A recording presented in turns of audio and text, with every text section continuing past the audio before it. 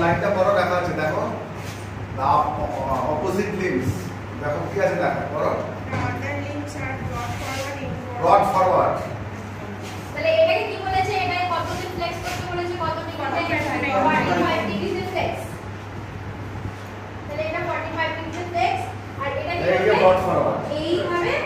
22 নম্বর পা দেয় এই কথা এটাকে বলে রড ফরওয়ার্ড ঠিক আছে তাহলে কি হলো একদম আর এখানে বলছে স্যান্ডব্যাগ অর্থাৎ এইখানটা একটু উঁচু করে দিলে এই দেখো এটাকে গেলে ও অবধি আসবে না তাহলে কোনো কিছু স্পঞ্জ দিয়ে কোনো ব্যাগও দিতে পারো একটা ব্যাগ দাও আমাদের না বই আছে তুমি দেখেছো বই আছে থাক